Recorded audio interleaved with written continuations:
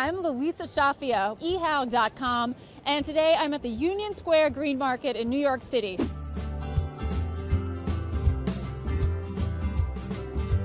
This is one of my favorite places to shop for food. You can get fish here, you can get fruit, you can get vegetables.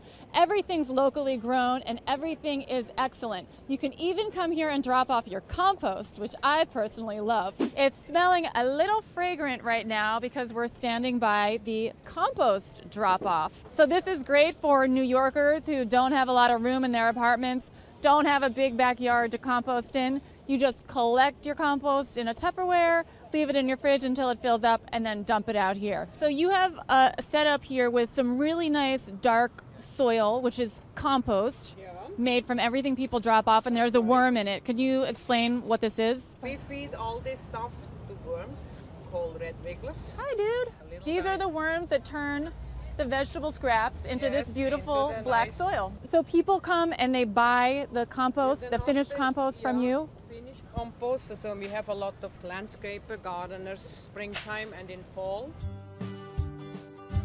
So here we are at the Tremblay Apiaries stand, and this is where I like to come to buy my honey. One, because it's wonderful, fresh, locally made honey, and they have all different kinds. And Dwayne always gives you a sample when you come up to his stand, so you can choose the one that you like the best. Okay, so you have a lot of initials here on all the honey bottles. Can you tell me what these stand for? Possibly.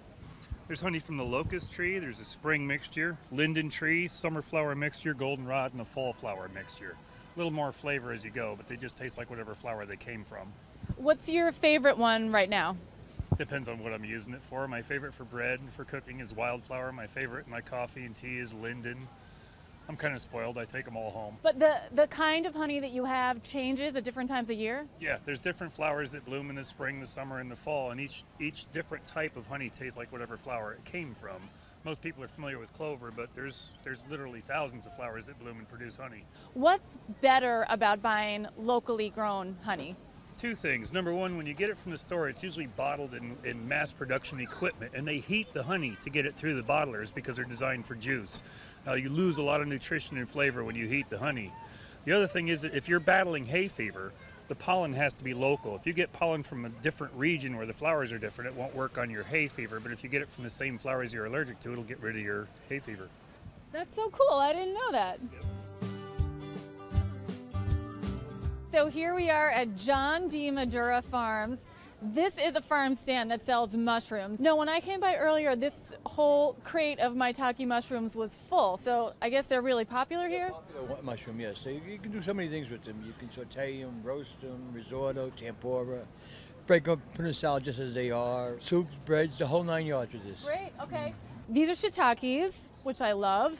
You can actually eat the stems of shiitake mushrooms. You just gotta slice them thin and cook them for a long time, and they're actually delicious. Or you can put them in soup stock and they give it a wonderful flavor.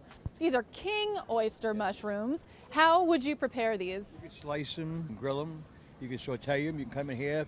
You take them out, cut it up, and stuff the mushroom, bake it, have a stuffed mushroom. And what's the easiest way to cook mushrooms? Saute them.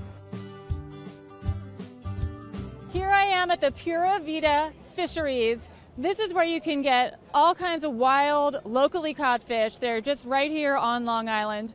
This is a great thing about the farmers market. It's not just for vegetables and fruits. You can do all your shopping here. You can get meat, you can get cheese, you can get bread, and you can get fish and seafood. My friend Anna is going to tell us what's good today. Ryan, what do you think? Some striped bass? You recommend albacore tuna?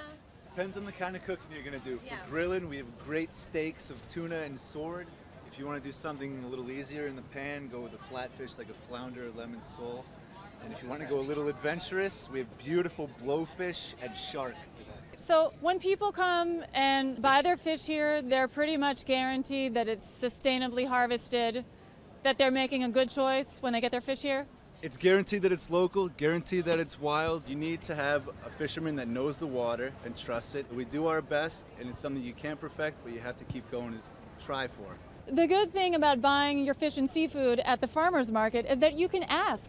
You can ask people like you exactly where this fish and seafood comes from, so there's no mystery.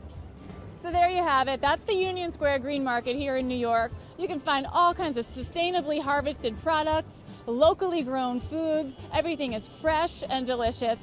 I hope I've inspired you to go investigate your own farmer's market and find what's going to work on your table. I'm Louisa. I'll see you next time on ehow.com.